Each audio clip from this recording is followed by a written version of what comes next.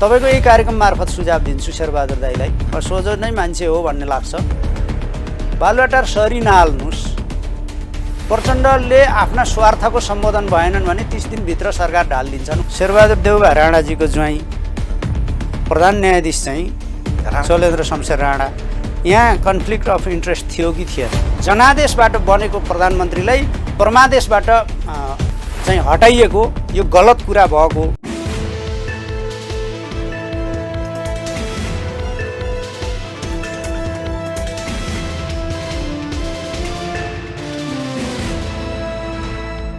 नमस्कार, यहाँहरूलाई हार्दिक स्वागत गर्न चाहन्छु। म Navraj Dhanuk. TV today HD टेलिभिजनको यो विशेष कार्यक्रम चक्रव्यूहमा हामी देशको समसामयिक राजनीतिसँगै विकसित घटनाक्रमको बारेमा सही र सटिक विश्लेषण गर्दै आएका छौँ। यतिखेर सर्वोच्च अदालतको परमादेशसँगै आज प्रधानमन्त्रीको रूपमा रहेका निवर्तमान प्रधानमन्त्री नेकपा एमालेका अध्यक्ष केपी शर्मा ओली बालकोट प्रस्थान गरेका छन् र नेकपा एमालेको भातृ सङ्गठन युवा सङ्घले झन्डै 2000 भन्दा बढी ठुलो शक्ति प्रदर्शन गर्दै स्कटिङ गर्दै बालकोट पुर्याएको छ। यो भव्य विदाई भनौँ, एक किसिमको बहिर्गमनका पछाडि जुन किसिमको राजनीति देखियो, साँच्चीकै अब बालुवाटार प्रवेशको विषय पनि यतिखेर प्रधानमन्त्री शेरबहादुर देउबा कसरी जानुहुन्छ र जसरी आज चाहिँ उहाँ चाहिँ बालुवाटार छोडेर आफ्नो निवास बालकोट पुगिरहँदा विभिन्न किसिमका टिका टिप्पणी भयो। साँच्चीकै नेकपा एमालेको भातृ सङ्गठन यति शक्तिशाली रूपमा पछिल्लो समय युथ फोर्स गठन गर्ने र पार्टीलाई अब क्रियाशील बनाउने, अझै एक्टिभली लग्ने विषयमा पनि के साँच्चीकै नेकपा एमालेको भातृ सङ्गठन अब जुझारु रूपमा अगाडि बढ्न थालेको हो? अहिले जुन परिस्थिति परमादेशपछि देखिएको छ कि अबको 30 दिनभित्र संसदमा विश्वासको मत लिनुपर्ने प्रधानमन्त्री शेरबहादुर देउबालाई के साँच्चीकै नेकपा एमालेको माधव कुमार नेपाल पक्षधर या नेकपा एमाले के निर्णय गर्छ त्यो भने पर्खर हेरको अवस्थामा छ। तर यतिखेर जुन मन्त्री परिषद विस्तार भइरहेको छ र अर्कोतिर देशको परिस्थिति कतातिर जान्छ, के साँच्चीकै यदि विश्वासको मत प्राप्त गर्न सक्नु भएन भने के देश चुनावतिर जान्छ त? के हुन्छ अबको राजनीति? यसका पछाडि जसरी आज प्रधानमन्त्री केपी शर्मा ओलीले हिजो सम्बोधन गर्दा पनि भन्नुभयो कि मलाई जनताको जनादेश भन्दा अदालतको परमादेशले मलाई हटाइयो र मैले धेरै राम्रो काम गरेको थिएँ, तर मलाई चाहिँ हटाउन देशी विदेशी र विशेष गरी नेपालका राजनीतिक दलहरू लागे भन्ने जुन तर्क राख्नुभयो, यस बीचबाट अबको राजनीति के हुन्छ? विशेष गरी नेकपा एमाले र त्यसमा पनि प्रधानमन्त्री केपी शर्मा ओलीको यो 3.25 वर्षको कार्यकाल र पछिल्लो समय उहाँलाई जुन गलत्याउने एक किसिमले चाहिँ यो बहिर्गमन गर्ने सवालमा अदालतले गरेको निर्णय या परमादेश कतिको जायज हो? किनभने नेकपा एमालेका कयौँ भातृ सङ्गठन, शुभेच्छुक सङ्गठन र नेताहरूले आलोचना गरिरहँदा यो मान्नुपर्छ पर्दैन अदालतको निर्णय। यिनै विषय प्रसङ्गमा रहेर आज कुराकानी गर्दैछौँ।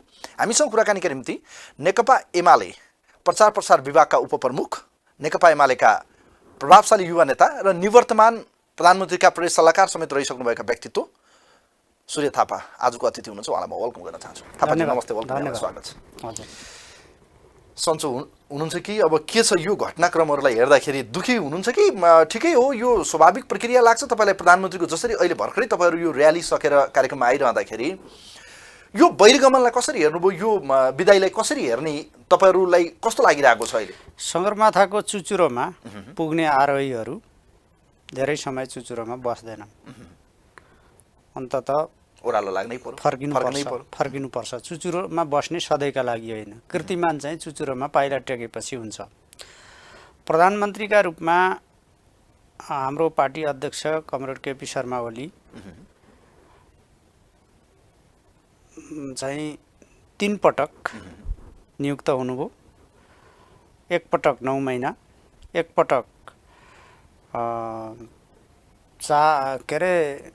3 वर्ष 2 महिना र तेस्रो पटक 2 महिना उहाँको पदावधि यही रह्यो।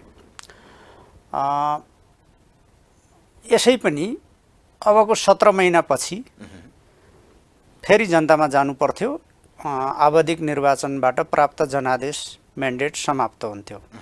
17 महिना अगाडि विभिन्न प्रपञ्च, परमादेश, आदेशका कारणले बाहिरिनु भएको छ। तर तपाईँले अघि भूमिकामा पृष्ठभूमिमा पनि बताउनुभयो, युवाहरू, पाको पुस्ता, ज्येष्ठ नागरिक सबैले ओली केही गर्दै हुनुहुन्थ्यो प्रधानमन्त्रीका रूपमा, काम गर्न दिएनन् भन्ने एउटा मनोदशाका साथ उहाँलाई बालुवाटार छोडिरहँदा, सरकारबाट बाहिरिरहँदा देशवासीका नाममा सम्बोधन गर्दा आज चाहिँ बालुवाटारबाट बालकोट प्रस्थान गर्दा बालकोट चाहिँ गृह प्रवेश गर्दा यो खालको उत्साह सहित नै उहाँ चाहिँ बिदाई हुनुभएको छ।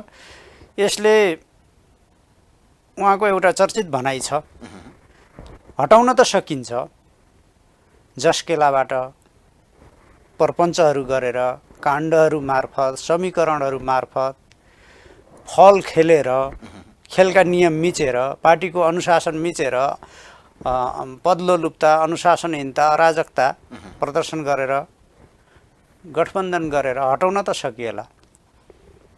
जसकेलाबाट आएर कोही बस्ला प्रधानमन्त्रीको कुर्सीमा, तर म 17 महिनापछि फेरि सिंहदरबारको मूल ढोकाबाट फर्केर आउँछु भन्नुभएको छ। अब यो जस्तो अहिले तपाईँले यो भनिरहँदाखेरि उहाँको बहिर्गमनलाई बडो लज्जास्पद रूपमा धेरैले टिका टिप्पणी गर्दैछन्, कतिले त ठिक्क पर्यो पनि भन्नुभएको छ, कतिले त तानाशाहको अन्त्य भयो, हामीले चाहिँ ओली युगको अन्त्य गर्यौँ पनि उहाँहरू भन्नु। यसमा केही मानिसहरूका टिका टिप्पणी तपाईँले भने जस्तो मैले एकदम थोरै मानिसहरूका त्यस्ता टिका टिप्पणी, कतिले ओली युगको अन्त्य भयो भनेका छन्। ओली युग त आएकै थिएन। ओली युगको हिसाबले त ओली युगको चाहिँ स्मृतिका हिसाबले काम गर्दै हुनुहुन्थ्यो, त्यो स्थापित हुन बाँकी नै थियो।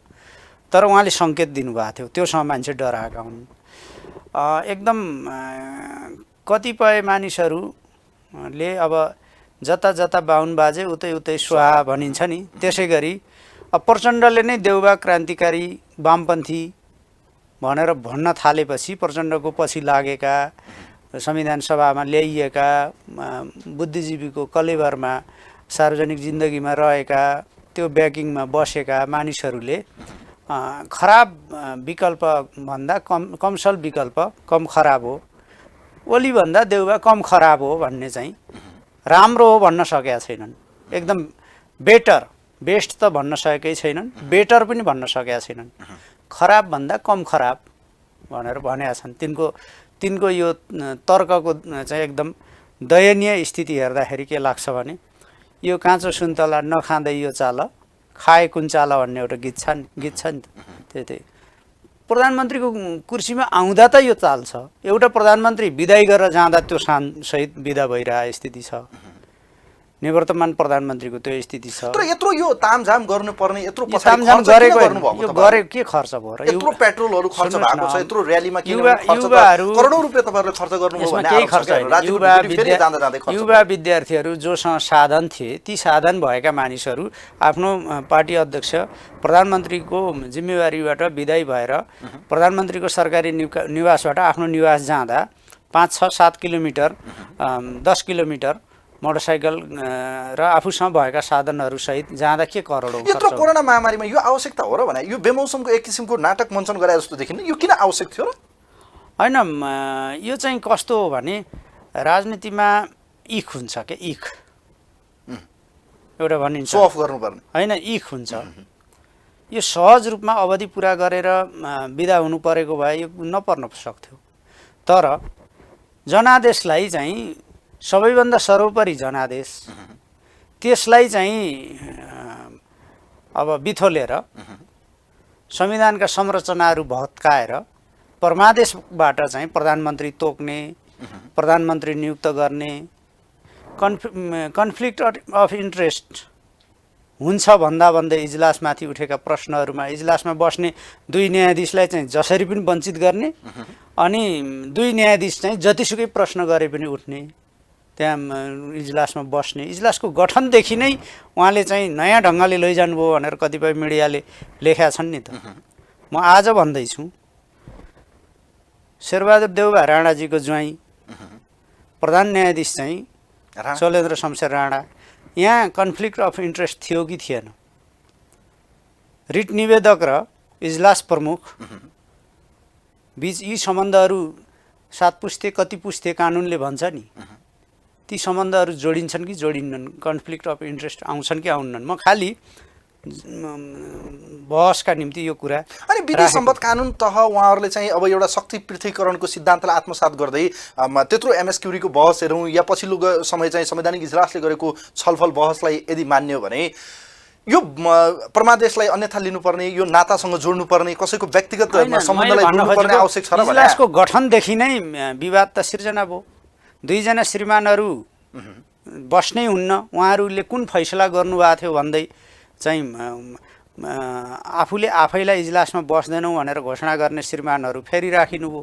उहाँहरूका बारेमा प्रश्न गरिए। मैले अहिले उठाएको प्रश्न त त्यहाँ इजलासमा उठेको त होइन, तर जनताका बिचमा गाई गुई यी चिज पनि छन्। मैले भन्न खोजेको इजलास नै निर्विवाद रहेन। इजलासमा उठेका चाहिँ प्रश्नहरूमा तपाईँले हेर्नुभयो भने इजलास गठनदेखि नै समस्या थियो र हिजो प्रधानमन्त्रीका रूपमा विदाई सम्बोधन गर्दा चाहिँ सम्मान्यज्यूले भन्नुभयो कि विश्वभरिमा प्रधानमन्त्री अदालतले तोकेको यो बिरलै परिघटना हो। यो उदाहरण, यो दृष्टान्त यस्तो दुनियाँमा छैन। स्वतन्त्र न्यायपालिका लोकतान्त्रिक मुलुकहरूमा संसारभरि छ। बेलायतमा हेर्नुहोस्, पश्चिममा लोकतन्त्रका मोडेलमा हेर्नुहोस्, स्क्यान्डिनेभियन देशहरूमा हेर्नुहोस्, भारतमा हेर्नुहोस्, स्वतन्त्र न्यायपालिकाको आफ्नो गरिमा भूमिका छ। तर उहाँहरूले भन्नुभएको छ नि त, आज विधिको शासन बचाइयो, कानुनी राज्य भयो, संविधान बच्यो, संविधानमाथि प्रहार भएको थियो, असंवैधानिक तरिकाले प्रधानमन्त्री संविधान मिच्न खोज्दै हुनुहुन्थ्यो, व्यवस्था खान खोज्दै हुनुहुन्थ्यो। आज लोकतन्त्रको रक्षाको निम्ति अदालतले चाहिँ भनौँ न एउटा ऐतिहासिक निर्णय गर्यो भनेर स्वागत भयो नि त। सबै दलहरू हेर्नु स्वागत यस्तो छ, रिट निवेदकहरूले स्वागत गर्नुभयो, अरूले गर्नुभएको छैन। रिट निवेदकहरू जो साक्षी शनाखत सहित पुग्नु भएको थियो उहाँहरूले स्वागत गर्नु त स्वाभाविक हो।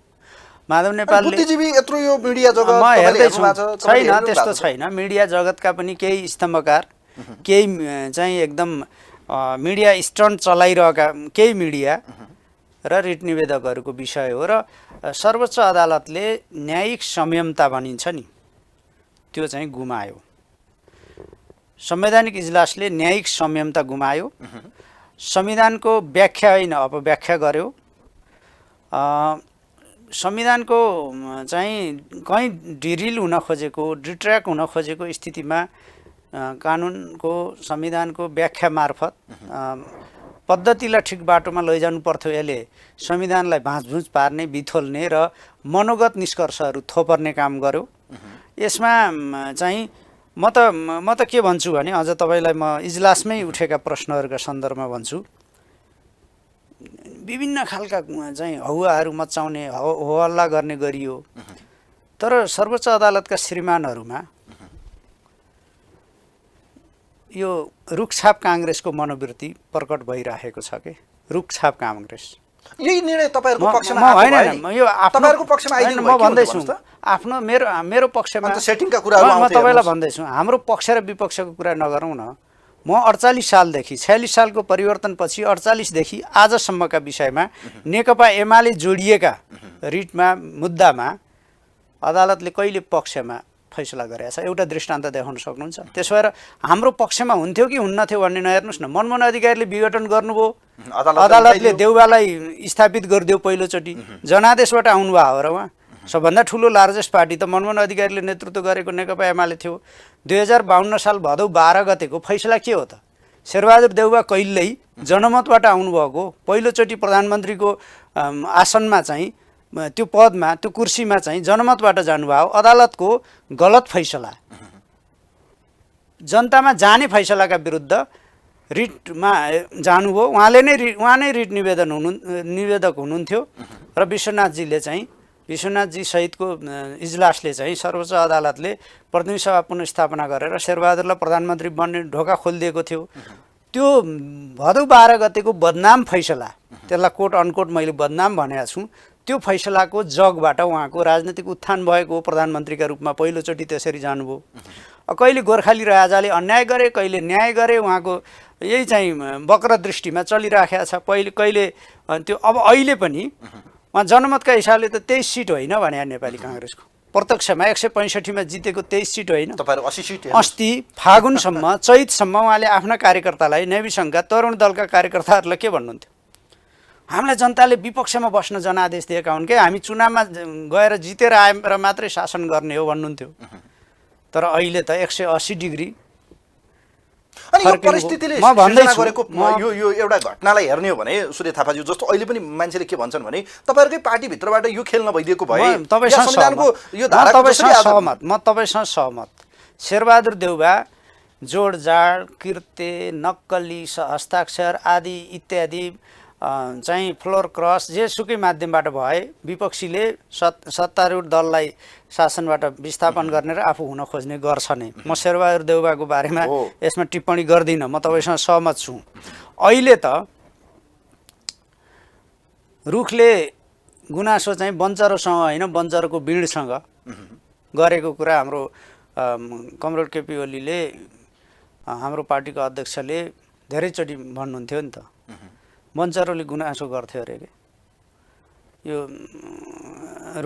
रुखले कहाँ दुख्छ भन्ने त रुखकै मेरै चाहिँ जाति बिँड बन्दिएर बन्चरोलाई अनि चोट हान्नका निम्ति सघाएको कारणले नै यो भएको छ भन् जस्तो 23 जना साथीहरू माधव नेपालको नेतृत्वमा 23 जना राष्ट्रपति कहाँ 26 जना पछि 3 जनाले हस्ताक्षर गर्नु भएन, साक्षी शनाखत बस्नु भएन, रिट निवेदकमा उभिनु भएन, बाँकी 23 जना चाहिँ सर्वोच्च अदालतमा पनि रिट निवेदकका रूपमा जानुभयो।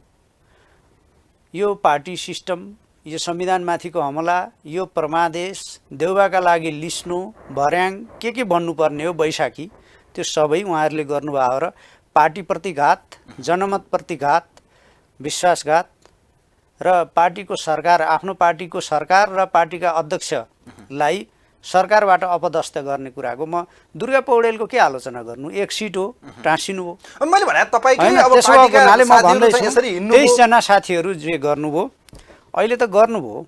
म भन्दैछु कुरा के हो भने 23 जनाले गरेको गद्दारी, त्यो गद्दारीको परिणाम आज जनताले 72 वर्षदेखि नेपाल कम्युनिस्ट पार्टीलाई विभिन्न रूपमा साथ सहयोग गर्दै गर्दै हुर्काउँदै यो जुन हैसियतमा पुर्याएका थिए, अब अहिले त के भयो भने पुनः मुसीको भव भन् जस्तो। माधव नेपाल 16 वर्ष पार्टी प्रमुख हुँदा के हालत थियो भन्नुहुन्छ भने कहिले गिरिजाप्रसादकोमा, कहिले शेरबहादुरकोमा, कहिले लोकेन्द्रबहादुरकोमा यस्तै मिसिने, यसो केही मन्त्री लिने, मिलिजुली सरकारमा सहभागी हुने, पार्टीको निर्वाह गर्ने परिपाटी थियो के।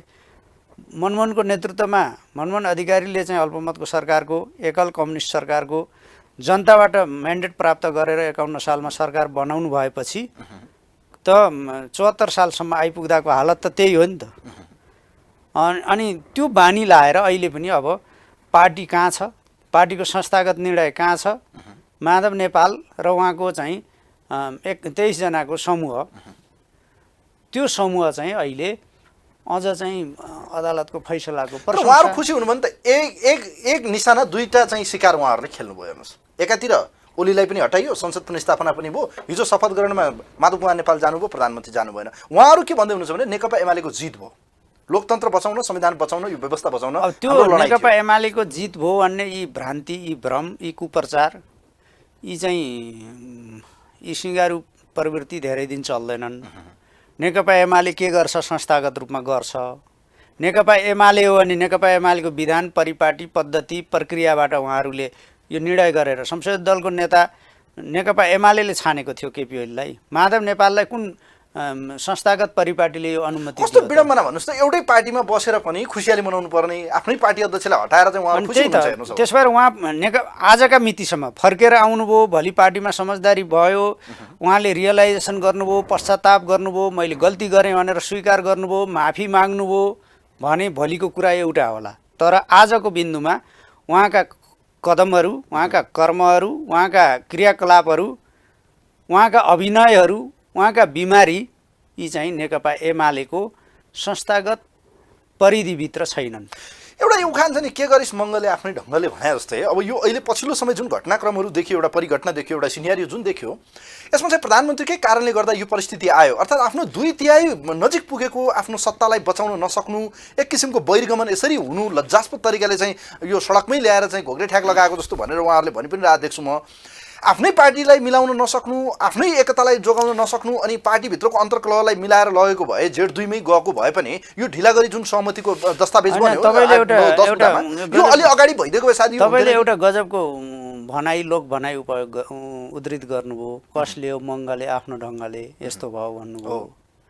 म चाहिँ यसलाई अलिकति अर्को सन्दर्भमा भन्छु है। यो कसले हो मङ्गले आफ्नो ढङ्गले होइन कि, कसले हो मङ्गले आफ्नो ढङ्गले होइन, मङ्गल प्रसाद उपाध्यायका छोरा माधव कुमार नेपालका कारणले यो भएको। तपाईँले यो चाहिँ हेक्का राख्नुहोस्।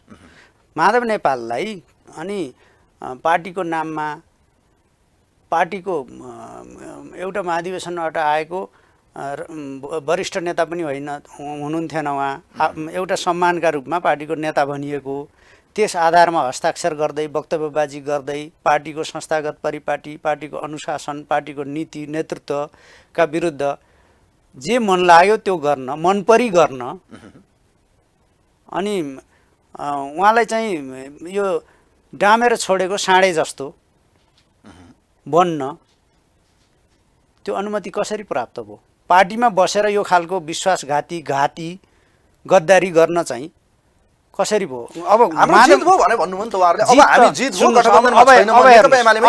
उहाँहरूका अब नेकपा एमाले हो नि, नेकपा एमालेको प्रक्रियाबाट आउनुहुन्छ होइन भने के हो त्यो प्रकट हुँदै जान्छ। एउटा पार्टी दर्ता गर्नुभएको छ भन्ने सुनिन्छ, 10 बुँदे सहमति राति गरिन्छ, बिहान भालेको डाँको नपुग्दै भाले नबास्दै माधव नेपाल के लेख्नुहुन्छ? हामी देउबाको पक्षमा प्रतिबद्ध छौँ भनेर तपाईको आलोचना गर्नुभयो नि त, तपाईले फेसबुक स्ट्याटस किन लेख्नुभयो? त्यो 10 बुँदे सहमतिमा तपाईको स्ट्याटसलाई लिएर कटु आलोचना। हैन, म अहिले पनि भन्छु त, अहिले पनि भन्छु 146 मा 23 जना, सुन्नुस्, 146 जनामा एमालेको संस्थागत निर्णयले सबै निर्णयहरू संस्थागत प्रक्रियाबाट हामी निर्णय गर्नेछौँ पार्टी एकताको मर्म र भावना अनुरूप भनेर जुन 10 बुँदाको 6 नम्बर बुँदामा लेखिएको छ, त्यसको सोझो अर्थ के हुन्छ भने 23 जना त नेकपा एमालेको संस्थागत प्रक्रियाबाटै मात्र के गर्ने भन्ने हुन्छ।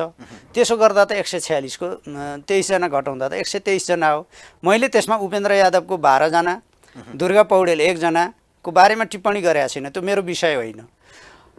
शेरबहादुर देउबाको पक्षका 61 जना, पुष्पकमल दाहाल प्रचण्डका 49 जना, दुर्गा पौडेल गरेर 111 जना अनि 12 जना उपेन्द्र यादवका गरेर 123 जना हो।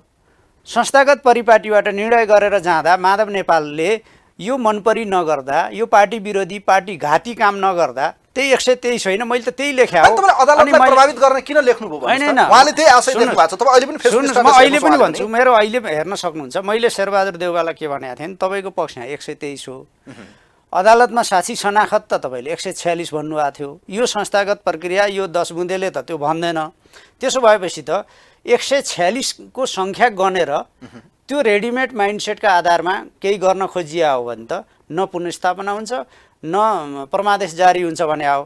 अब 123 होइन, 146 को उहाँहरूको चाहिँ जुन रेडिमेड बनाऊ परमादेशको चाहिँ उहाँहरूले खाल्डो खनिरहनु भएको थियो, त्यो खाल्डोबाट उम्काउने कोसिस गरेको हो। त्यो खाल्डोबाट उहाँहरू त्यसैमा पस्छौँ हामी। तपाईले अनुमान गरे त मिलेन नि त? तपाईले स्ट्याटस लेख्नु भएको थियो, हाम्रो साथीहरूले चाहिँ यो सिग्नेचर फिर्ता लिन्छन्, फेरि नेकपा एमालेकै सरकार बन्न सक्छ, अदालतले यो हुन्छ भन्नुभएको थियो। अरूले नेपालले तपाईलाई आँखाको तारो बनाउनु भएको। सुन्नु न, अरूले ककरले लेखे फिर्ता लिन्छन् कि लिन्नन् भने होइन, एकजना पनि राष्ट्रपतिकहाँ गएर शेरबहादुरको पक्षमा हस्ताक्षर गर्ने 26 जना मध्ये 3 जना चाहिँ ब्याक भए। सर्वोच्च अदालतमा रिट निवेदनमा जाँदा चाहिँ उनीहरूले सही गरेनन्। अदालतमा चाहिँ रिटमा साक्षी शनाखत बस्ने 23 जना मध्ये 1 जनाले पनि फिर्ता गरेनन्। म तपाईँ उनीहरूकै कुरा भन्छु। घनश्याम भुषालजीले त त्यो फिर्ता लिनु भन्दा त विष पिउनु, आत्महत्या गर्नु उचित हो भन्नुभयो। सिद्धान्तका फोस्रा गफको केही अर्थ हुने रहन्छ नि त। पार्टीको अध्यक्षलाई, पार्टीको सरकारलाई अपदस्थ गर्न हस्ताक्षर गरेका छ अनि चाहिँ सिद्धान्तको जामा लगाएको छ। यो बेतुक्का चाहिँ सिद्धान्तका गफ किन गर्ने? विष पिउने कुरा किन भन्नु त? आफ्नै भाइ, आफ्नै सहोदर, एउटा कार्यकर्ता या आफ्नै पार्टीको एउटा सहयोद्धा, अब तपाईहरुले त विभूषणको नाम पनि दिइरहेको म देख्छु कयौं ठाउँमा। आज माधव कुमार नेपाल पक्षधरहरूले यसको खण्डन गर्दै एउटा मधेसबाट उठेको नेपालको एउटा साझा व्यक्तित्व, तपाईहरु को मधेसबाट उठेको? माधव कुमार नेपाल कसरी मधेसमा रौतहटमा देशको चाहिँ प्रतिनिधित्व गर्नु भएको छ। एउटा तराई मधेसबाट आएको मान्छे, नेपाल पहाड तराईले माधव कुमार नेपाल हाम्रो पार्टीमा कति योगदान छ, के योगदान छ पार्टी निर्माणमा, खास गरी माले मोरङदेखि, क्रान्तिकारी कम्युनिस्ट सङ्गठन माले मोरङदेखि आज चाहिँ नेकपा एमालेलाई यो स्थितिमा ल्याइ पुर्याउनसम्म कति योगदान छ, कति उहाँले चाहिँ सर्वनाश गर्नुभएको छ त्यसको समीक्षातिर अहिले हामी नजाउँ। उहाँ तराईबाट उठेको, तराई लवज बोल्नुहुन्छ होला, तराईको लवज बोल्नुहुन्छ होला, त्यहाँ जन्मिनु भयो होला, तर उहाँ तराईबाट आन्दोलनमा राष्ट्रिय राजनीतिमा उभिएको उठेको नेता होइन। रौतहटमा त अस्ति 56 सालमा चुनाव क्षेत्र खोज्दै जाँदा त म सँगसँगै थिएँ त उहाँसँग। रौतहट यत्रो आन्दोलन यत्रो विरासत बोकेको नेता यो अपमानित होइन। 56 सालको चुनावमा उहाँ निर्वाचन खोज्दै क्षेत्र खोज्दै रौतहट जानुभएको हो कि रौतहट उठ्ने कि सर्लाही उठ्ने कि 1 नम्बर 4 नम्बर कुनबाट उठ्ने भनेर खोज्दै जाँदा उहाँसित चाहिँ जनताका बिचमा, कार्यकर्ताका बिचमा, पार्टी सङ्गठनका बिचमा जाँदा धेरै ठाउँमा म सँगै गएको छु 56 सालमा। त्योभन्दा अगाडि रौतहट उहाँका पिताजीको कर्मथलो, पढाउने चाहिँ त्यहाँको प्रतिष्ठित शिक्षक हुनुहुन्थ्यो होला, त्यो होला। उहाँ त भूमिगत हुनुभयो, मोरङबाट भूमिगत हुनुभयो, राष्ट्रिय सभामा विपक्षी दलको नेता हुनुभयो, 48 देखि 56 सम्म राष्ट्रिय सभामा 10 वर्षभन्दा चान्चुन रहनुभयो। राष्ट्रिय राजनीतिमा त उहाँलाई पार्टीले स्थापित गरेको रौतहटले होइन। र निर्वाचन परिणामले हेर्नुहुन्छ भने त 73 साल 74 सालमा भएको स्थानीय चुनावमा रौतहटमा उहाँ स्थापित हुनुभयो कि सर्वनाश हुनुभयो त त्यही परिणाम हेर्नुहोस् न त। उठेको त्यत्रो ज्वाजल्यमान स्थिति भएको भए त रौतहटमा देखिन्थ्यो नि त, त्यो प्रभाव देखिन्थ्यो, परिणाम देखिन्थ्यो। राष्ट्रिय व्यक्तित्व हो नि होइन? राष्ट्रिय व्यक्तित्व हो। पार्टीको 16 वर्ष शान्ति सम्झौतादेखि आजसम्म नेपाली राजनीतिमा नेकपा एमालेका निवर्तमान भनौँ न पूर्व महासचिव पनि रहनुभयो, उहाँको योगदानलाई अपमान होइन। उहाँको योगदानलाई मैले कहीँ इग्नोर गरेको छैन। उहाँले गरेका राम्रा काम आलोचना किन गर्नुहुन्छ यति धेरै? आजको कामका सन्दर्भमा माधव नेपालले अनि एकदम वैकुण्ठ जाने यात्रा गर्नुभएको छ कि नरकतिरको यात्रा गरिरहनु भएको छ हेर्नुहोस् न। आज उहाँको संविधान बचाए, ओली त गलत हुनुहुन्थ्यो, ओली गलत ट्र्याकमा थियो, यो किसिमका अभिव्यक्ति उहाँले दिइराख्नु भएको थियो। तपाईँहरूको चाहिँ यो कुन संस्थागत निर्णयले उहाँले यो गर्नुभयो त? उहाँलाई लागेको कुरो मनपरी गर्न पाइन्छ पार्टीमा? उहाँ चाहिँ व्यक्तिगत रूपमा, मनोगत रूपमा आफ्नो स्वार्थ समूहले भनेको आधारमा मनपरी गर्ने कुरा पार्टीको हुन्छ। काङ्ग्रेसको चाहिँ बैशाखी बन्ने, शेरबहादुर देउवाको भर्याङ बन्ने, लिस्नु बन्ने, अनि चाहिँ लोकतन्त्र के को लोकतन्त्र? अन्तर्विरोध गर्नै नपाइने विचार, अन्तर्विरोध, फरक विचार, पार्टीभित्र अन्तर्विरोध हुन्छन्। अहिले हाम्रो समस्या, अस्ति कार्यदलले पनि भनेको छ, कैयौँ आन्तरिक रूपमा छलफलका विषयहरू बाह्य डिबेटका विषय बनाइयो, शत्रुतापूर्ण रूप दिइयो। ती चाहिँ अन्तर्विरोधका विषयहरू समाधान गर्ने गरी आन्तरिक पार्टीभित्र छलफल चाहिँ को च्याप्टर क्लोज भयो, बाहिर चाहिँ फायर खोलियो। त्यसले गर्दा यी समाधानमुखी भन्दा पनि यी चाहिँ अलि धेरै अझ चाहिँ समस्या चर्काउने खालका भए भन्ने कार्यदलको पनि निष्कर्ष हो।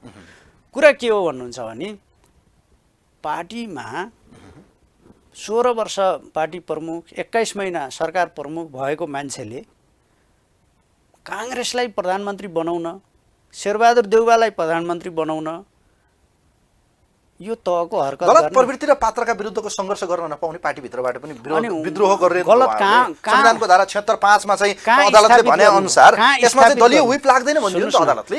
अदालतले के भन्यो? अदालतका फैसलाका चाहिँ म 99% त्रुटिहरू औल्याउन सक्छु, तर त्यसका बावजुद पनि हामीले नै सङ्घर्ष गरेर, नेकपा एमाले नै सङ्घर्ष गरेर स्थापित गरेको संवैधानिक संरचना, स्वतन्त्र न्यायपालिका, कानुनको शासन, विधिको शासन, संविधानको सर्वोच्चताको फ्रेमवर्कभित्र, त्यो मान्यताभित्र क्रियाशील भएको, हिमायती रहेको, स्थापित गरेको कारणले फैसला यो अदालतको फैसलालाई नि गलत भए जस्तो अहिले भन्नुहोस् त, तपाईँहरूले यो अदालतको फैसलालाई मान्दैन भन्न मिल्छ र? मान्दैन भनेका छौँ हामीले, असहमति हामी आलोचना गर्छौँ। त्यो त्रुटिपूर्ण छ, गलत छ, त्यो परमादेशले शासन गर्न पाइँदैन। विधि प्रक्रिया र एउटा जनताको जनाधारबाट आएको पार्टीले अदालत जस्तो एउटा सम्मानित संस्था जो चाहिँ शक्ति पृथकीकरणको रूपमा चाहिँ कार्यपालिकाले गलत गर्यो भने त्यसलाई दण्डित र सजाय गर्न सक्ने कानुनी व्यवधान छ, प्रावधान छ, त्यसलाई चाहिँ सही ट्र्याकमा उहाँहरूले चाहिँ मूल्याङ्कन गरेर व्याख्या विश्लेषण गरेर यो गर्दा तपाईँ औँला उठाउने को हो? तपाईहरु भन्नुहोस् त। अदालतले व्याख्या गरेन के अपव्याख्या गर्यो, विश्लेषण गरेन, त्यसमा चाहिँ कुतर्क गर्यो, गलत गर्यो, संविधानको संरचनाहरू भत्कायो र जनादेशबाट सरकार बन्ने कुरालाई उसले परमादेशमा लगेर सीमित गर्यो। र यो के कारणले गर्यो मैले अघि विभिन्न चाहिँ अदालतले त राष्ट्रपतिलाई समेत मुछेको छ। राष्ट्रपतिले त्रुटि गर्नुभयो, उहाँले गलत गर्नुभयो, उहाँले नियुक्ति गर्नु पर्थ्यो। राष्ट्रपति अहिलेको संवैधानिक व्यवस्था अनुसार प्रधानमन्त्री नियुक्त गर्ने अधिकार राष्ट्रपतिलाई मात्रै छ नि। यस सन्दर्भमा कहीँ भोटिङ हुन्छ, जनताको तहमा भोटिङ हुन्छ, त्यस आधारमा शक्ति जे हैसियत प्राप्त हुन्छ संविधानको संरचनाले प्रधानमन्त्री नियुक्त गर्ने धारा 1 बहुमत प्राप्त पार्टीको प्रधानमन्त्री नियुक्त गर्ने पनि राष्ट्रपतिले हो, मिलिजुली प्रधानमन्त्री नियुक्त गर्ने पनि राष्ट्रपतिले हो, एउटा चाहिँ सिङ्गल लार्जेस्ट पार्टीको चाहिँ प्रधानमन्त्री धारा 76(3) अनुसार नियुक्त गर्ने पनि राष्ट्रपतिले हो। स्वतन्त्र सांसदहरू मध्येबाट कोही हुन खोज्दा दलीय समर्थनको आधारमा बहुमत विश्वासको मत लिन सक्ने आधारमा 76(5) अनुसार प्रधानमन्त्री नियुक्त गर्ने पनि राष्ट्रपतिले नै हो। त्यसलाई विश्वासको मतको परीक्षण गर्ने मात्रै संसदले हो। अहिले त यो संवैधानिक व्यवस्थालाई पनि भाँचभुँच पारियो। अदालतले चाहिँ परमादेश दिने अनि राष्ट्रपतिले चाहिँ जनादेश विपरीत प्रधानमन्त्री नियुक्त गर्नुपर्ने। संवैधानिक इजलासमा बहसै भयो नि, मलाई त्यही केटो चाहिन्छ भने जस्तो भयो, राष्ट्रपतिले गर्नुभयो, ओलीबाई गर्नु नचाहिने। अरू कति मान्छे अहिले त मान्छेले के भन्न थाले भने, सूर्य थापाज्यू तपाईँले कति विचार गर्नुभएको छ, राष्ट्रपतिले महाअभियोग लाउनु पर्छ। लगाए भयो नि त धानुकजी। म भन्न चाहन्छु यो महाअभियोगका गफ, धाक, धम्की, आतंक मचाउने काम बन्द गरिनुपर्छ। संविधानमा महाअभियोगको व्यवस्था छ। सक्नेले, खुट्टी भएकाले, दम भएकाले, शक्ति भएकाले, सामर्थ्य भएकाले, हैसियत भएकाले लगाएर देखाए हुन्छ। ओलीसँगै विद्या भन्नेले पनि अब विदाई गर्नुपर्छ राष्ट्रपतिले भन्न थाले लाग्यो होला। प्रचण्डले हिजो कता कराउँदै थिए, माधव नेपालले चाहिँ कहाँ टिप्पणी गरे भन्ने सुनियो। नेकपा एमाले चाहिँ पार्लियामेन्टमा, पुनर्स्थापित पार्लियामेन्टमा एउटा त्यो शक्तिका हैसियतका साथ त्यो चाहिँ सिङ्गल लार्जेस्ट पार्टीको दमका साथ छ र जसले महाअभियोगको गफ लगाइरहेछन्। म अनुपराज शर्माजीलाई भन्छु, म चाहिँ बलराम केसीजीलाई भन्छु, संविधान पढ्नुहोस्। आजका संविधानका व्यवस्था तपाईँहरूका कुण्ठा न्याय सम्पादनका क्रममा तपाईँहरूले कायम गरेको गरिमा विपरीतका संवैधानिक चाहिँ जिम्मेवारी वहन गर्दाखेरि चाहिँ कायम गरेको गरिमा विपरीतका पुर्ख्यौली काङ्ग्रेस भएर टिप्पणी नगरौँ न भनेको मैले। राष्ट्रपतिलाई महाअभियोग लाउन संविधानमा व्यवस्था छ। कानुनविदहरूले भन्नुभयो नि त, रमण श्रेष्ठले भन्नुभएको छ, अरूले पनि। रमण श्रेष्ठ त साझा मान्छे, शेरबहादुर देउवा र प्रचण्डको साझा महाधिवक्ता न हो। रमण श्रेष्ठले गर्ने कानुनी स्वतन्त्र विश्लेषण हुन्छ।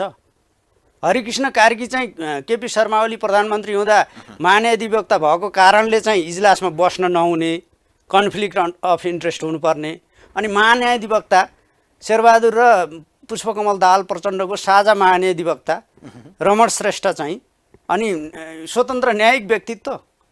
यस्तो हावादारी कुरा नगरौँ न। उहाँहरू के हो भन्ने त प्रकट भएको छ। एउटा जनमत एउटा एक किसिमको बहस छलफल त सुरु भएको छ नि त। राष्ट्रपतिका कयौं गलत क्रियाकलाप भए, उहाँ रबर स्ट्याम्पको रूपमा काम गर्नुभयो, उहाँलाई अब विदाई गर्नुपर्छ भन्ने आवाज त सुनियो नि त। सुन्नुस्, राष्ट्रपतिज्यूका सन्दर्भमा म आज पनि भन्छु। हिजो हेर्नुस् त 5 बजे गर्नुपर्ने 8 बजे राति हेर्नुस् त। तपाईले आज मलाई सोधिरहेको यो प्रश्न मिडिया ट्रायल अन्तर्गत हो भन्ने मैले बुझेको छैन। म तपाईँलाई एकछिन सुन्नुहोस् है। तर कतिपय मिडियाहरूले यस विषयमा मिडिया ट्रायल गरिरहेका छन्। राष्ट्रपतिले चाहिँ शपथ ग्रहण गरेर बधाई दिइनन्, यसै बाहिरिन् भन्दै लेखेका छन्। राष्ट्रपति समक्ष नवनियुक्त प्रधानमन्त्रीले शपथ लिनुभयो, शपथ ग्रहण सकियो, राष्ट्रपतिज्यू आफ्नो चाहिँ त्यो समारोह सकिएपछि त्यहाँबाट चाहिँ बिदा हुनुभयो। अनि अरू बधाई त जोसुकै प्रधानमन्त्री नियुक्त हुँदाखेरि पनि त्यही होइन। हिजो केपी ओली नियुक्त हुँदा, हिजो पुष्पकमल दाहाल नियुक्त हुँदा, हिजो शेरबहादुर देउवा नियुक्त हुँदा सबै बेलामा गरिएको त्यही होइन। अनि शेरबहादुर देउवालाई राष्ट्रपतिले त्यहाँ चाहिँ छुट्टै बधाई दिने हिजो गर्नुभएको थियो। हिजोका पनि फोटो फुटेजहरू छन्। राष्ट्रपतिको मनसाय नै गलत देखिन्छ। उहाँले संविधानको धारा लेखिदिनु भएन नियुक्तिको पत्रमा। अनि संविधानको धारा 75 अन्तर्गत सर्वोच्चले नियुक्ति गरेको सर्वोच्च अदालतको फैसला, संवैधानिक इजलासको फैसला भनेपछि त्यसमा कति धारा हुन्छ? त्यो धारै अन्तर्गत होइन त, त्यो फैसला अन्तर्गत बनेको सरकार हो त। कुन धारा अन्तर्गत बनेको? त्यो त परमादेशको धारा अन्तर्गत बनेको सरकार होइन। अनि त्यसमा कुन धारा लेख्नुपर्ने त? लेख्ने हो भने त त्यही फैसलामा 76(5) को देउवाको दाबी अन्तर्गत परमादेश जारी गर्नु भनेको छ, त्यही बुझ्नु पर्यो नि त। अनि राष्ट्रपतिको कार्यालयका विज्ञप्ति पनि कुन वकिललाई, पक्षका वकिल, रिट निवेदकहरूका वकिलले चाहे जस्तो चाहिँ लेख्नुपर्ने हो र विज्ञप्ति। सर्वोच्च अदालतको संवैधानिक इजलासको मिति 78 3 महिना 28 गतेको आदेश परमादेश। परमादेश अनुरूप भनेपछि त्यसमा 76.5 पनि छ होइन धारा त्यही हो भनेको त्यसैमा टेकेर नै गरिएको हो अनि त्यही हो नियुक्ति त, त्यही हो, प्रक्रिया भने त्यही हो। हुनाले अनि त्यसलाई लेख्न चाहिँ किन कन्जुसाइ त्यही किन हो, त्यतिसम्मको चाहिँ त्यही हो, भनौँ न परमादेशकै हो। राष्ट्रपतिको चाहिँ संकीर्ण सोच या कार्यालयको त्यहाँको सचिवालयको भन्ने कुरा आयो सुन्नु न त्यो संकीर्ण सोच होइन जे हो त्यही लेखेको जे हो त्यही लेखेको कुरा चाहिँ पक्षका वकिल साहबहरूले त्यो चाहिँ मिडिया स्टन्ट गरेको हिसाबले त हुन्न नि राष्ट्रपति कार्यालयको वक्तव्य कसरी आउँछ भन्ने कुरो पनि ती वकिलहरूको नारायण काजीहरू त बाहिर निस्किनु भयो नि त खै यो राष्ट्रपति कार्यालयले समयभन्दा कसरी बाहिर गयो किन यस्तो गर्यो त्यो विषय नारायण काजी मन्त्री हुन नपाएको असन्तुष्टि हो जहाँ रिस उठिया छ त्यहाँ पोख्नुहोस् न प्रचण्डसँग रिस उठिया छ देउबा सरकारमा चाहिँ नेतृत्व गरेर जान खोजेको चाहिँ भएको छैन पम्फा भुषाल र चाहिँ जनार्दन शर्मा मन्त्री भएर जाने शपथ लिने कुरो भएको छ अनि रिस चाहिँ मन्त्री नभएकोमा उठ्या छ अनि राष्ट्रपतिको विज्ञप्ति मिलेन राष्ट्रपतिको विज्ञप्ति चाहिँ नारायण काजीको इच्छा अनुसार आउने हो र त्यहाँको संस्थागत परिपाटी अनुसार आउने हो नि त को रिसाउँछ को खुसाउँछको विषय होइन एउटा कुरा नि तपाईँ अब खास गरी प्रधानमन्त्रीको निकट विश्वासिलो पात्रको रूपमा काम पनि गर्नुभयो निवर्तमान रूपमा तपाईँ अहिले पनि अब एउटा प्रभावशाली नेता हुनुहुन्छ युवा नेता मलाई लागेको हिजो प्रधानमन्त्री चाहिँ के राजनीतिक संस्कार एउटा अलिकति शिष्टाचार देखाइदिनु पर्थेन हिजो राष्ट्रपति कार्यालयमा विदाई भइरहँदा उहाँले चाहिँ कमसेकम एउटा नैतिकता र एउटा शिष्टाचार एक किसिमको चाहिँ विदाई समारोहमा आफूले देखाउनु पर्ने एउटा डेमोक्रेटिक नर्म्स या हामी लोकतान्त्रिक जुन मूल्य मान्यता भन्छौँ त्यो देखेन प्रधानमन्त्री जानु पर्दैन कसका अगाडि शेरबहादुर देउवाका अगाडि अस्ति वैशाख 31 गते प्रधानमन्त्री केपी शर्मा ओलीले शपथ ग्रहण गर्दा विपक्षी दलको नेता शेरबहादुर देउवा त्यहाँ उपस्थित हुनुहुन्थ्यो शिष्टाचार संस्कार तपाईँले देख्नुभयो त्यहाँ तपाईँहरूले शेरबहादुर देउवालाई यो प्रश्न गर्नुभएको थियो गर्नु भएन त्यहाँ चाहिँ अग्निप्रसाद सापकोटा त्यहाँ चाहिँ उपराष्ट्रपति नन्दबहादुर पुन कुन राष्ट्रपति कार्यालयका यी चाहिँ सार्वजनिक समारोहहरूमा उपस्थित हुने गर्नुभएको छ र कुनमा हुनुभएको छैन संवैधानिक पदाधिकारीको हिसाबले राजकीय पदाधिकारीको हिसाबले संसदको प्रमुख राष्ट्रको उपप्रमुखका हिसाबले उहाँहरूले वहन गर्नुपर्ने जिम्मेवारी कति वहन गर्नुभयो यो त सपाट सिधा कुरा छ म तपाईँलाई नलुकाई भन्छु जनादेशबाट बनेको प्रधानमन्त्रीलाई परमादेशबाट चाहिँ हटाइएको यो गलत कुरा भएको गलतै भए पनि सर्वोच्च अदालतको संवैधानिक इजलासले गरेको निर्णय भएको हुनाले यसको कार्यान्वयन गरेको अनि त्यो चाहिँ जनादेशकोबाट आएको प्रधानमन्त्रीलाई परमादेशबाट हटाएको कुरालाई रिट निवेदक र फैसला गर्दा त्यही हुनुहुन्थ्यो अदालतको यो परमादेश बडो चित्त दुखाइ भएको छ है तपाईँ चित्त दुखाइको होइन यथार्थ कुरो भनिँदैछ परमादेशको जुन दुरुपयोग भयो संवैधानिक इजलासले संविधानलाई जसरी भाँचभुँच पार्यो संरचनागत हिसाबले जुन संविधानको अब दलीय बहुदलीय बहुलवादमा आधारित सङ्घीय लोकतान्त्रिक गणतन्त्र बहुदलीय प्रतिस्पर्धामा आधारित हुनेछ भन्ने संविधानको फन्डामेन्टल कुरा आधारभूत संरचना अनि त्यहाँ राजनीतिक दलको छुट्टै व्यवस्था दल त्याग गरे चाहिँ दलको हुइप नमाने दल त्याग गरे चाहिँ त्यो चाहिँ पद जानेसम्मको कानुनी व्यवस्था छ संविधान अनुसार संविधानको व्यवस्था कानुनको व्यवस्थालाई अनि व्याख्याका नाममा अपव्याख्या गरेर निर्दलीयता चाहिँ समावेश गर्न मिल्छ बहुदलीय व्यवस्थाभित्र निर्दलीय अभ्यास कालोपट्टि बाँधेर सांसदहरू जता गए पनि भयो अब तपाईँले लेटेस्ट मैले एउटा टेलिभिजनमा हेरेँ पूर्व प्रधानमन्त्री एवं नेकपा माओवादी केन्द्रका अध्यक्षको अन्तर्वार्ता हेरिरहँदा प्रधानमन्त्रीको रूपमा चाहिँ विदाई भइरहँदा बडो चिन्ता पनि लाग्यो माया पनि लाग्यो के हो खै मैले त राम्रै सोचेको थिएँ यत्रो 2/3 मत प्राप्त प्रधानमन्त्री कामै गर्न नसकेर रुन्चे अनुहार लगाएर बाहिर निस्किनु पर्ने परिस्थिति आफैले सिर्जना गरे कठै बरा भनेर भन्नुभयो उहाँले प्रधानमन्त्री बनाउनुमा मेरो योगदान छ मैले दुई पटक बनाएको भनेर उहाँले क्रेडिट पनि दिनुभयो क्रेडिट लिइरहनु भएको छ मसँग चाहिँ यो किसिमको सहमति मान्नु भएन उहाँले भनेर उहाँले दुखेसो पुग्नु भएको छ हेर्नुहोस् प्रचण्डका दुखेसोको प्रचण्डका कृपाको प्रचण्डका रुवावासीको प्रचण्डका हँसी मजाकको ठट्टाको यी केही अर्थ छैन राजनीति गर्ने हो नि राजनीतिक कुरा गरे हुन्छ सहमति हो भने सहमति कार्यान्वयनको कुरा हुन्छ पार्टी एकता भाँडेको 19 पृष्ठ लामो अपराधिक त्यो चाहिँ अभियोग पत्र ल्याएर उहाँले होइन त्यो आधारमा उहाँका अभियोगहरू स्वीकारेर बसिदिनु पर्थ्यो भलै त्यो पार्टी एकता प्रधानमन्त्रीका कारणले होइन उहाँहरूका कर्म कुकर्मका कारणले सङ्कटमा पर्यो र यो त कस्तो स्थिति हो भन्नुहुन्छ भने झलनाथ खनाल प्रधानमन्त्री हुँदा पनि प्रचण्डको साथ हुँदा 2/3 यस्तै थियो, अहिले पनि 2/3 होला। तर यो तासको महल जस्तो 2/3, प्रचण्डको सहभागिताको 2/3 तासको महल जस्तै हो, जतिखेर पनि ढल्न सक्छ, अस्थिर हुन्छ। उहाँ कुनै देश बनाउन, विकास गर्न, समृद्धिका लागि पद्धति बसाल्न होइन, उहाँ अहिले चाहिँ किङ मेकर जस्तो बन्न खोजिनुहुन्छ, प्रधानमन्त्री बनाउनु भन्नुभयो त ऐतिहासिक जित भयो, तानाशाहको अन्त्य भयो, एउटा युगको अन्त्य भयो। अझ यति पनि भन्नुभयो हामी त हिरो बनाउन खोजेको मान्छे त भ्लेन पो भयो त। म भन्दैछु प्रचण्डजीको जवानी का रङ उडिरहेको तपाईँले देखिरहनु भएको छ। म भद्रकुमारी घलेले सार्वजनिक रूपमा भन्नुभएको, अन्तर्वार्तामा भन्नुभएको कुरा सम्झन्छु। उहाँको बडी ल्याङ्ग्वेज, उहाँको अनुहारको कान्ति, उहाँको बडी ल्याङ्ग्वेज कस्तो छ र प्रधानमन्त्री केपी शर्मा ओलीको कस्तो छ। प्रचण्ड निन्याउरो रुन्चे अनुहारमा बोलिरहनु भएको छ।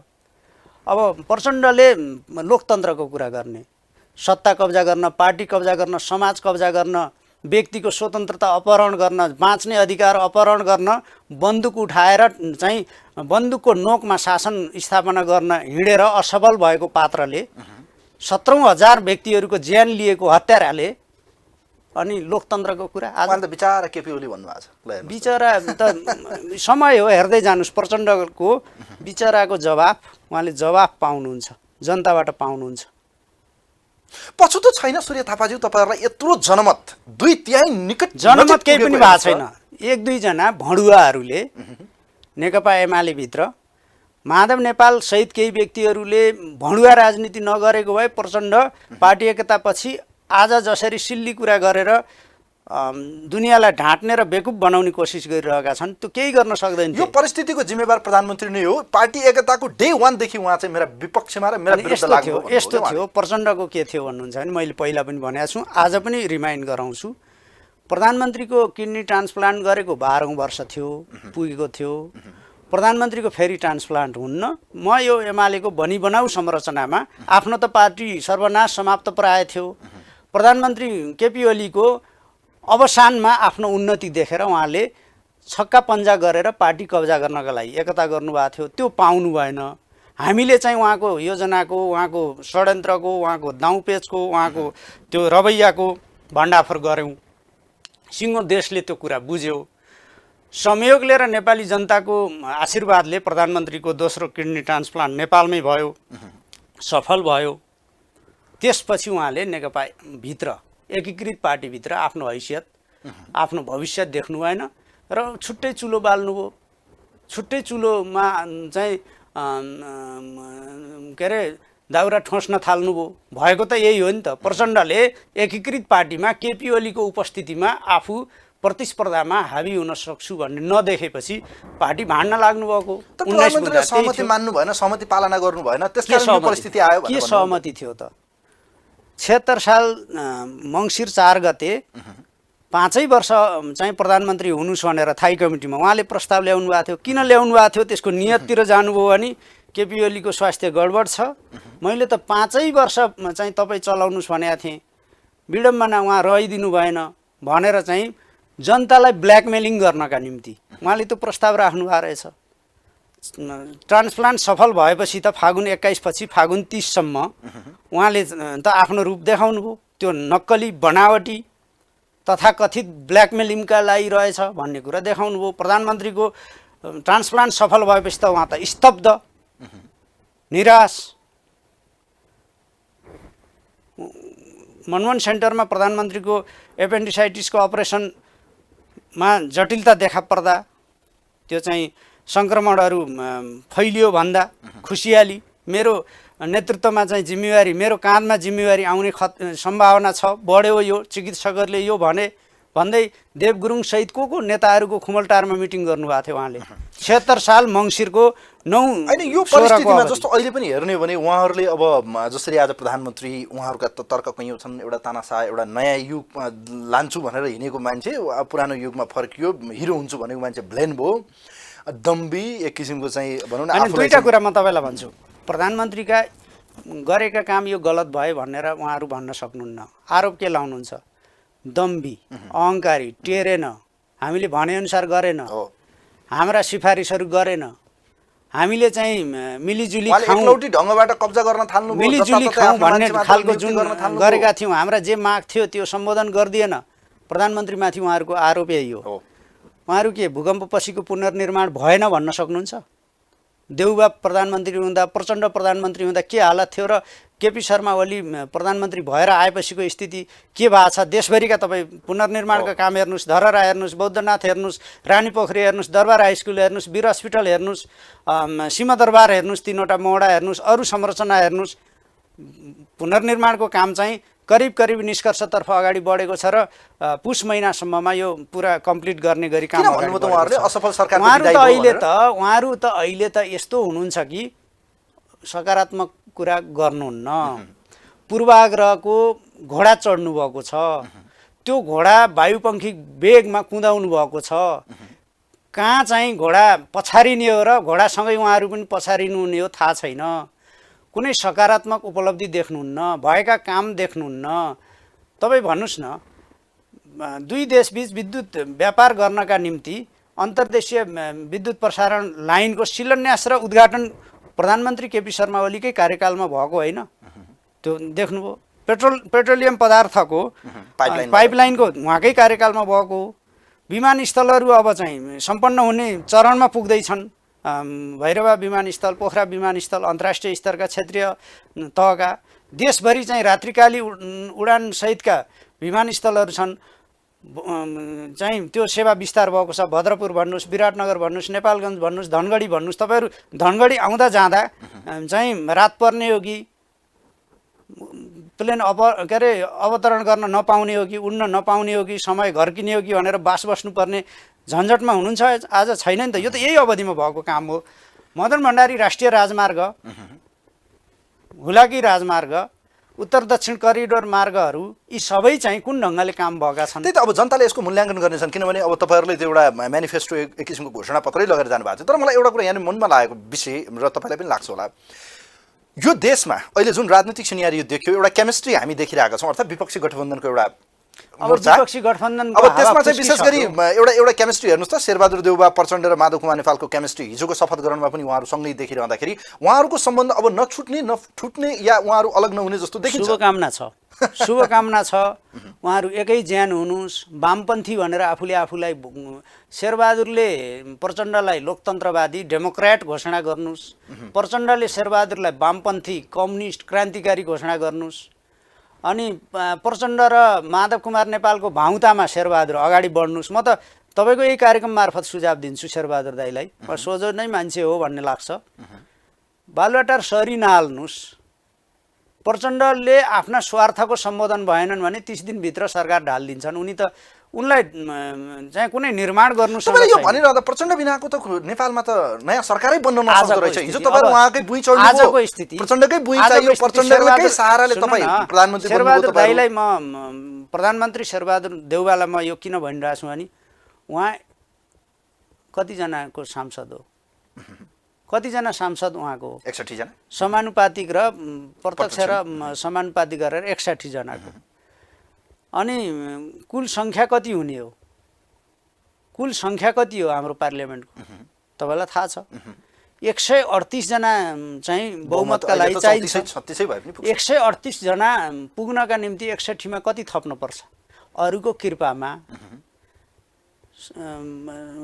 अदालतको परमादेशमा, शेरबहादुर देउवाको कृपामा, माधव नेपालको जोडजाडमा बनेको यस्तो चाहिँ जनादेश विपरीतको सरकार। उहाँहरुको केमिस्ट्री हेर्दाखेरि अब विश्वासको मत दिने कुराहरुमा चाहिँ लगभग उहाँहरुको अन्डरस्ट्यान्डिङ देखिन्छ है। सायद लिखित छ या उहाँहरुको मौखिक छ। नेकपा एमालेको एउटा समूह चाहिँ 23 जनाले फेरि पनि नेकपा एमालेले विश्वासको मत दिन्न शेरबहादुर देउवालाई।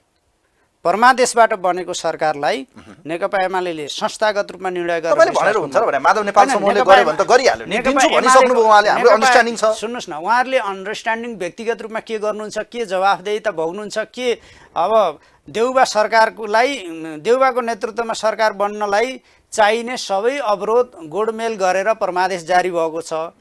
त्यो खालको चाहिँ नियोजित रूपमा यो सबै कुरा भएको छ। संविधानको अपव्याख्या भएको छ। कानुनलाई चाहिँ संसदले, सार्वभौम संसदले बनाएको कानुनलाई सर्वोच्च अदालतले मुद्दा परेको छैन, केही छैन, अनि राजनीतिक दल सम्बन्धी त्यो आचरण पालना नगर्नुपर्ने ढङ्गको गलत चाहिँ व्याख्या गरेको छ। ती चिजहरूका परिणाम के हुँदै जान्छन्, दुष्परिणाम के हुँदै जान्छन्, असर के हुन्छन्, भोलि लोकतन्त्रको भविष्य के हुन्छ, त्यसका निम्ति जवाफदेही त यी गर्नेहरूले। अनि उहाँहरूले त भन्नुभएको छ नि त, शेरबहादुर देउवाले भन्नुभयो म राष्ट्रिय सहमतिको सरकारको लागि पहल मेरो रहन्छ। माधव कुमार नेपालले भन्नुभयो एमाले पनि सरकारमा सहभागी हुन सक्छ है। यस्तो परिस्थितिमा एमाले शेरबहादुर देउवाको सरकारमा सहभागी हुन्न। राष्ट्रिय सहमति भयो भने नि कुनको ओली बिना, ओली एकल बाहेक अरु सबै एक ठाउँमा गइरहनु भएको छ उहाँहरु। ओली बिनाको एक्लो बनाइसक्नु भयो त। सुन्नुस् न, ओली बिनाको ओली साइड तह लगाइसक्नु भित्तामा पुर्याइसक्नु भयो। प्रधानमन्त्री केपी शर्मा ओलीको नेतृत्वमा रहेको सरकार विस्थापन गर्ने उहाँहरूको साझा उद्देश्य निशाना थियो होला। त्यसमा उहाँहरूले एकदम अहिले एकदम सन्तोषको सास फेरिरहनु भयो होला, निकै चाहिँ हर्षविभोर हुनुभयो होला, त्यो बेग्लै कुरा हो। तर नेकपा एमाले जीवित छ नि त, नेकपा एमालेको देशभरिको कार्यकर्ता पङ्क्ति जीवित छ नि त। केपी ओली जहाँ उभियो नेकपा एमाले त्यहीँ हो भन्ने कुरो त स्थापित भएको छ नि।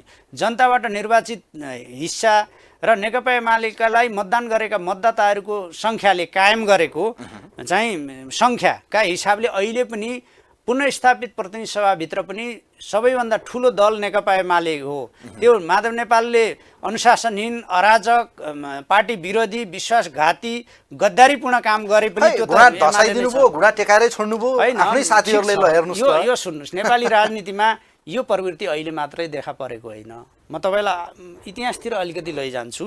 बिपी कोइरालाको सरकार प्रचण्ड के अरे गोर्खा परिषद विपक्षी दलले अथवा नेपाल कम्युनिस्ट पार्टीले अथवा अरूले गर्दा चाहिँ सङ्कटमा परेको हो र राजा महेन्द्रले कसको काँधमा टेकेर चाहिँ कसको ढाडमा टेकेर बिपी कोइरालाको सरकारको टाउकोमा हानेका हुन्। तपाईँले हेर्नुहुन्छ नि त 17 साल अगाडिका घटनाक्रमहरू।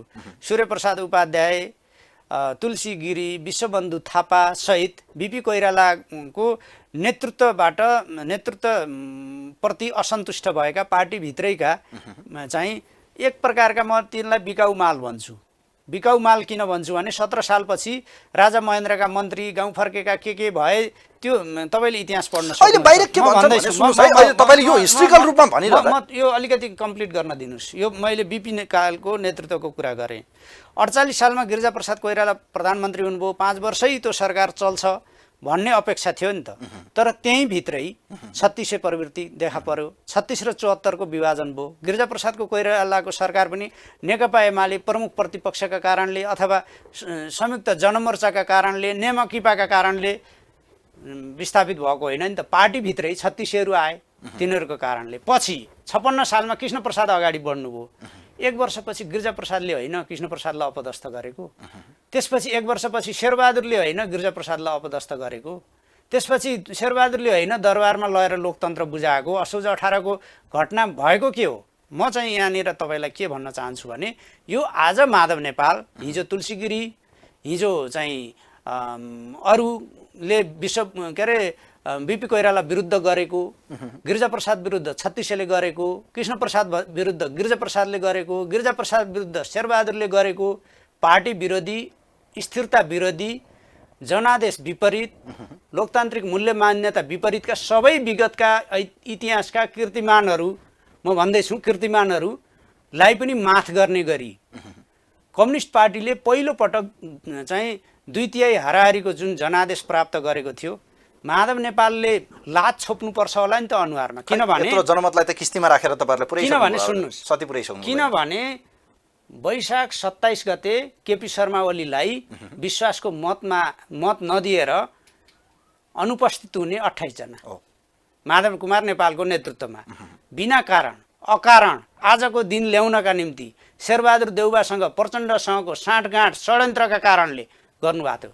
हिजो चाहिँ आफ्नो पार्टीको नेतृत्वको सरकार आन्तरिक बहस छलफलका विषय आन्तरिक रूपमा टुङ्ग्याउने छलफल गर्ने कुराका निम्ति तयार नभएर त्यो तहमा उत्रिने आज शेरबहादुर देउवालाई कुन नाकले उहाँले विश्वासको मत दिनुहुन्छ? दिएर हेरौँ नि त।